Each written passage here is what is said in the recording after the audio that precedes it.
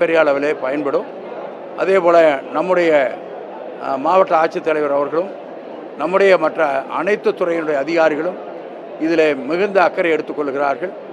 இன்னும் சொல்லப்போனால் என்னென்ன திட்டங்களை நாம் கையில் எடுத்திருக்கிறோம் அதையெல்லாம் செயல்படுத்துவதற்கு எப்படிப்பட்ட ஒரு வேகம் தேவைப்படுகிறது என்பதை அரசு அந்தந்த துறையினுடைய அதிகாரிகளோடு மாவட்ட ஆட்சித்தலைவர் அப்பப்பொழுது பேசி அதற்கான நடவடிக்கை எடுத்துக்கொண்டிருக்கிறார்கள். பல திட்டங்களுக்கான உத்தரவை நாம் பெற்றிருக்கிறோம். எனவே அதை தொடர்ந்து செய்வதற்கும் இப்பொழுது இப்படிப்பட்ட பொதுமக்களுடைய சார்பாக அவர்களோடு கலந்து இருக்கிற இங்கே வந்திருக்கிற பெரியவர்கள் கொடுக்கிற அந்த திட்டங்களும் மிகப்பெரிய அளவில் அரசுக்கு உறுதுணையாக கை கொடுப்பதாக இருக்கும். அதன் மூலமாக இந்த மக்களுக்கு உண்டான அத்தனை பணிகளையும் செய்வதற்கான வாய்ப்பு கிடைக்கும் என்று நாங்கள் முழுமையாக நம்புகிறோம். இதில் இந்த திட்டம் மிகப்பெரிய ஒரு வெற்றி என்பதற்கு காரணம் துவக்கத்திலேயே இன்றைக்கு காலையில் 10 மணி என்று சொன்னார்கள். 10 மணிக்கே எல்லோரும் இங்கே வந்திருக்கிறார்கள். அவ்வளவு பேரும் இருந்து அதில் கலந்து கொள்ள வேண்டும் என்ற ஆர்வம் இருக்கிறது. எனவே அதுவே இந்த திட்டம் ஒரு மாபெரும் திட்டம் என்பதை நிரூபிப்பதற்கான ஒரு வாய்ப்பாக அமைந்திருக்கிறது.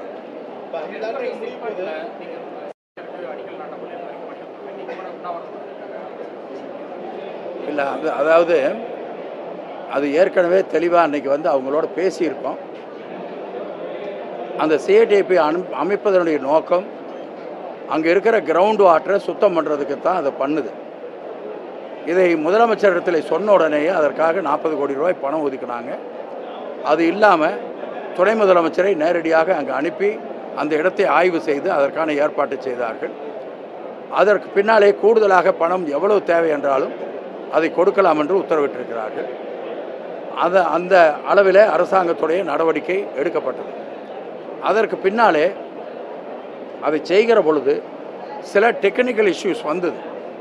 அதில் சில முன்னேற்றமான நடவடிக்கைகள் எடுக்கலாம் என்று ஆலோசிக்கப்பட்டது. அதை அந்தந்த துறை தங்களுடைய ஆலோசனைகளை கொடுத்தார்கள். அதுவெல்லாம் முடிந்து இப்பொழுது பணி துவக்கப்பட்டிருக்கிறது. அதற்காக அடிப்படையான எல்லா பணிகளும் முடிந்து எல்லா வேலைகளும் முடிந்து பணி துவக்கப்பட்டிருக்கிறது. அது சம்பந்தமாகத்தான் நேற்று அங்கே இருக்கிற அந்த எப்பொழுதும் அந்த போராட்டத்தில் கலந்து கொள்ளுகிற அத்தனை பேரையும் அழைத்து அவர்களுக்கு சொல்லி மேலும் உங்களுக்கு என்ன தேவை என்பதை நாங்கள் கேட்டோம். அவர்கள் சொன்னதை அத்தனையும் எடுத்துக்கொண்டு செய்வதற்கான நடவடிக்கை எடுத்திருக்கிறோம். எனவே இந்த சுத்திகரிப்பு நிலையம் இப்பொழுது வேலை துவங்கிவிட்டது. எங்களுக்கு அவர்கள் சொல்லியிருப்பது 12 மாதத்திற்குள் அந்த பணியை முடித்து கொடுப்பதாக எங்களுக்கு உத்தரவாதம் கொடுத்திருக்கிறார்கள். மாவட்ட ஆட்சித்தலைவர் ஒவ்வொரு வாரமும் ஏதாவது ஒரு நாளை குறிப்பிட்டு அந்த நாளிலே அதை ஆய்வு செய்வதற்கும் அவர்களை அழைத்து பேசுவதற்கும் நடவடிக்கை எடுப்பதற்காக ஏற்பாடு செய்யப்பட்டிருக்கிறது.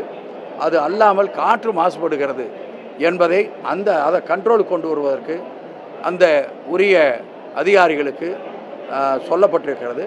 மாவட்ட ஆட்சித்தலைவரும் அதை நேரடியாக தேவையான நேரத்திலே ஆய்வு செய்து அதை ஒழுங்கு செய்வதற்கான நடவடிக்கையை எடுத்திருக்கிறார் என்பதை நான் தெரிவித்துக் கொள்கிறேன்.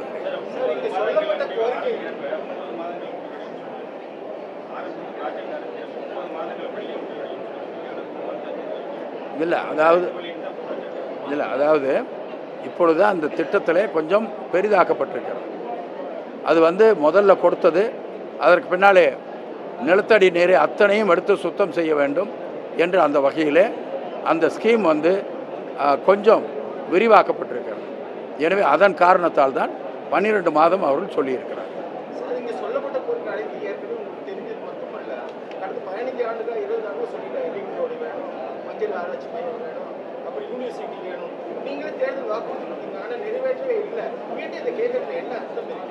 ரெண்டாவது, இப்போ கனிமொழி தலைமையில் நம்ம தேர்தல் கமிட்டி அன்னைக்கு வந்துதான் திரும்பி வர போறாங்க.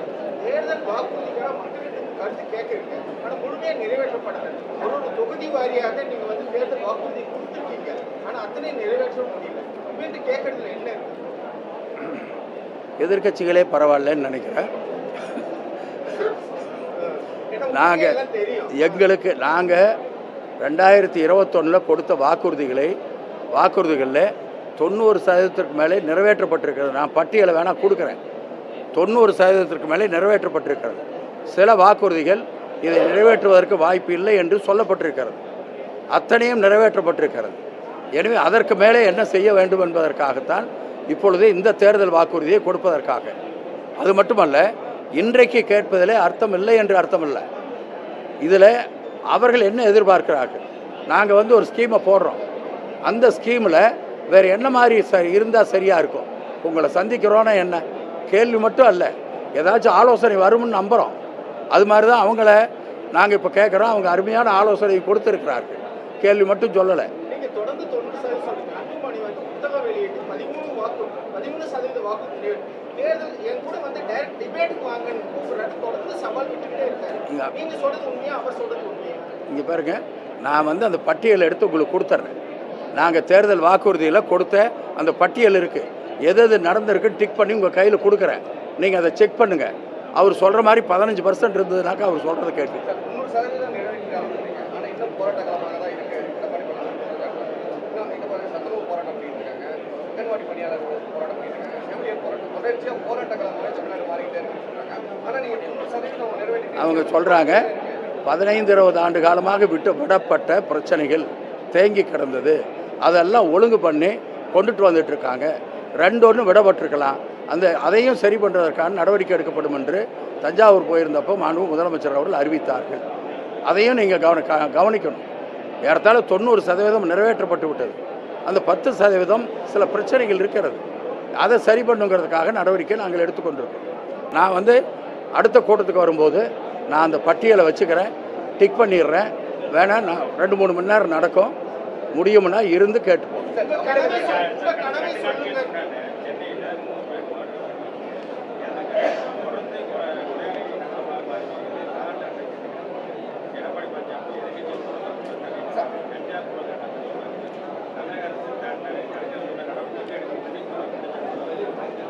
இல்லை, அதாவது ஒரு இடத்துல நடக்கிற சம்பவத்தை வச்சுக்கிட்டு இல்லை, நீங்கள் ஒரு இடத்துல தமிழகத்தில் வாழக்கூடிய நிலைய பொதுமக்களுக்கு தினந்தோறும் அச்சத்தோட வாழ்றாங்க. இப்போ பாருங்க, கடலூர் மாவட்டம் பண்ருட்டியில் விவசாய பெட்ரோல் ஊற்றி அடிச்சிருக்காங்க, ஒரு வடமாநில குடும்பத்தை கொண்டிருக்காங்க. இல்லை, இது இப்போ நான் என்ன சொல்கிறேன், அதை சரின்னு நாங்கள் சொல்லலை, அந்த மாதிரி தவறு நடக்கூடாதுன்னு தான் நாங்களும் சொல்கிறோம். ஆனால் ஒரு சட்டம் ஒழுங்கையே அதை வச்சுக்கிட்டு நீங்கள் கணக்கு போடக்கூடாது. யாருமே பயந்துக்கிட்டுலாம் இல்லை. எங்கே நீங்கள் ஈரோடு டவுனுக்குள்ளே போங்க, யார் பயந்து நடுங்கிட்டு இருக்காங்க? அந்த மாதிரி யாரும் இல்லை. நாங்கள் தான் உங்களை பார்த்து பயந்துக்கிட்டு இருக்கோம். அதனால் அந்த மாதிரிலாம் இல்லை. நீங்கள் இன்னும் சொல்ல போனால் எங்கேயாவது ஒரு சம்பவம் 2 சம்பவத்தை வச்சு லாண்ட் ஆர்டரே இப்படி இருக்குங்கிறத நீங்கள் கணக்கிடக்கூடாது. போய் மற்ற மாநிலங்களை பாருங்கள், அந்த மாநிலத்தில் என்ன நடக்குதுன்னு பாருங்கள். சட்டம் ஒழுங்கை கணக்கிடுவதற்கென்று ஒரு வழிமுறை இருக்கிறது. எனவே இந்த 2 இடத்துல நடக்கிற பிரச்சனையை வச்சுக்கிட்டு நீங்கள் சொல்லக்கூடாது, மொத்தம் கணக்கிட்டு பாருங்கள். இதுக்கு முன்னாடி இருந்த ஆட்சியில் என்ன நடந்தது, இப்போ என்ன நடந்திருக்குன்னு கணக்கிட்டு பாருங்கள், மற்ற மாநிலத்தோடு ஒப்பிட்டு பாருங்கள்.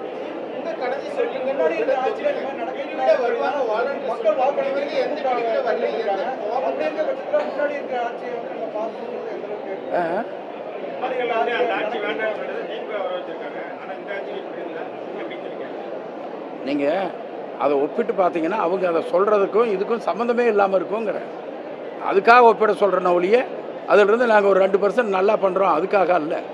நீங்கள் அவங்களோட ஒப்பிட்டீங்கன்னாக்க மிகப்பெரிய அளவில் பல திட்டங்களை செய்திருக்கிறார்கள். இல்லைன்னா பொதுமக்கள் இந்த அளவுக்கு தளபதி பின்னாடி நிற்க மாட்டாங்க. அதுவும் தாய்மார்கள் எந்த அளவுக்கு இப்போ அவங்க தாய்மார்கள் ஒரு அன்பை வச்சுருக்காங்கங்கிறது நீங்கள் கூட போனீங்கன்னா தெரியும். போகிறீங்க, ஆனால் அதெல்லாம் விட்டுறீங்க.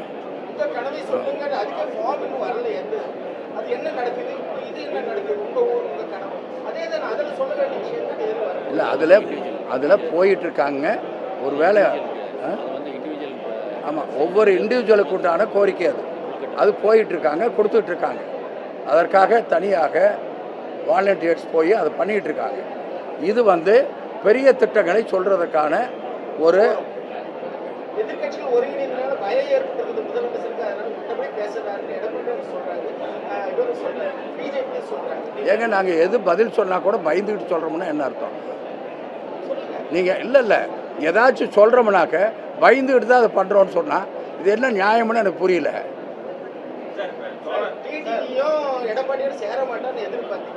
நாங்கள் அப்படிலாம் எதிர்பார்க்கவே இல்லை. அவங்க இவ்வளோ தூரம் கஷ்டப்பட்டு சேர்றாங்கன்னா அப்போ எங்களை பார்த்து பயம்னு தானே அர்த்தம். நாங்கள் இங்கே பாருங்கள், 1000 கட்சி ஒன்றா சேரட்டும். திமுக திட்டங்களை இந்த மக்களுக்கு செய்திருக்கிறது, முதலமைச்சர் செய்திருக்கிறார், துணை முதலமைச்சர் அதே வேலையாக இருக்கிறார். அதனால் நாங்கள் அதை நம்பி இருக்கிறோம். நாங்கள் பயப்பட வேண்டிய அவசியம் இல்லை. மக்கள் தெளிவாக இருக்காங்க. நாங்கள் எங்களால் முடிந்த அத்தனை வேலைகளையும் நாங்கள் செய்திருக்கிறோம். இதை விட திட்டங்கள் யாரும் கொண்டு வர முடியாது. அவ்வளவு திட்டங்களை தினம்தோறும் கொண்டு வந்து கொண்டிருக்கிறார். அதை பாருங்க.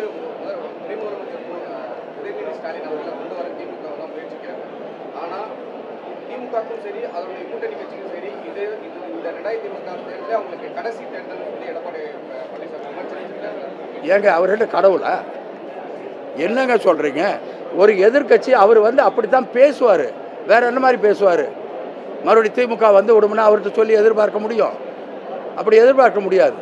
நீங்கள் அங்கே இருக்கிற எல்லா கட்சியும் நாங்கள் தான் ஆட்சிக்கு வருவோம்னு பேசிக்கிட்டு இருக்காங்க. ஆனால் அவங்களுக்கு மனசில் தெரியும் திமுக தான் அடுத்தது ஆட்சிக்கு வரும்ன்ட்டு. துணை முதலமைச்சர் அவர்களை அந்த கட்சியில் இருக்கிறவங்க அங்கீகரிக்கிறார்கள், பொதுமக்கள் அங்கீகரிக்கிறார்கள். ஆனால் தளபதி அவர்கள் இன்றைக்கு இந்த ஆட்சியை மிக சிறப்பாக நடத்தி கொண்டிருக்கிறார்கள். இதில் வந்து அங்கே எந்த விதமான போட்டியோ அல்லது இப்படி கொண்டு வந்தார் அப்படி கொண்டு வந்தார் அந்த எண்ணமும் அல்ல. அதில் வந்து எல்லாரும் உழைக்கிறார்கள். இதுதான் இருக்கிற கணக்கை ஒழிய அவர்கள் இதை பாராட்டுவாங்க, அவங்க வந்து பரவாயில்லன்னு சொல்லுவாங்கன்னு சொல்ல முடியாது. நீங்கள் தனியாக வேணால் வீட்டில் போய் கேட்டு பாருங்கள், அவர் சொல்லுவார்.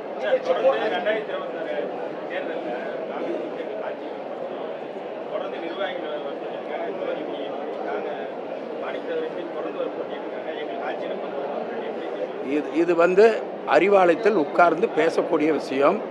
அது வந்து ஒவ்வொரு கட்சியும் தங்களுக்கு உண்டான உரிமைகளை கேட்பார்கள். ஆனால் அந்த பேச்சுவார்த்தை முடிகிற பொழுது அவர்கள் எப்படி முடித்தால் வெற்றிகரமாக வரும் என்பது ஒவ்வொருவருக்கும் தெரியும். இது ஒவ்வொரு காலகட்டத்திலையும் நடக்கிற விஷயம். எனவே அறிவாலயத்தில் அதை முடிப்பாங்க.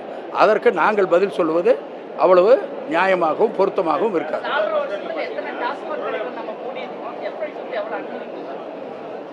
டாஸ்மாக் கடைகள் ஏறத்தாழ ஒரு 500 மூடப்பட்டிருக்கிறது. FL2 பெரிய அளவில் கொடுக்கல, என்கிட்ட கணக்கு இல்லை. இல்லை அடுத்த இதில் வேணால் நான் சொல்கிறேன், இத்தனை கொடுக்கப்பட்டிருக்கேன்னு சொல்கிறேன்.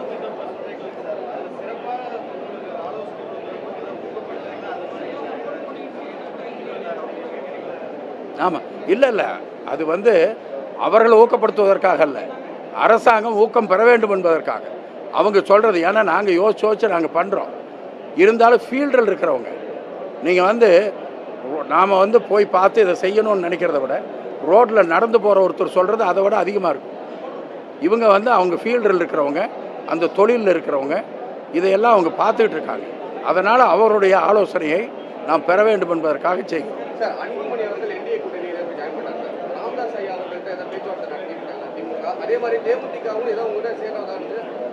இந்த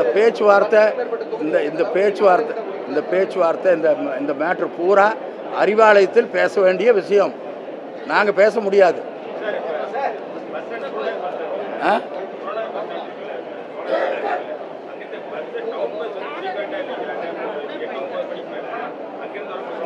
இல்லை அது வந்து அது சொன்னாங்க, அதுக்குண்டான ஏற்பாடு வந்து பண்ண சொல்லி கலெக்டர்கிட்ட சொல்லியிருக்கு. இல்லை பஸ்ஸு அது வந்து பஸ் விட்டுருக்காங்க. கொஞ்சம் டைமிங் இன்னும் கொஞ்சம் கூடுதலாக வந்து ஃப்ரீக்வன்சி அதிகம் வேணும்னு கேட்டிருக்காங்க. அதுக்கான நடவடிக்கை எடுத்திருக்கோம். இப்போ வந்து குளம் பஸ் ஸ்டாண்டு வந்துருச்சுன்னா இந்த பிரச்சனை முழுசும் வந்து நமக்கு செட்டில் ஆகிடும். அது இல்லாதனால அதில் வந்து சில குறைபாடுகள் சரி பண்ண முடியாமல்.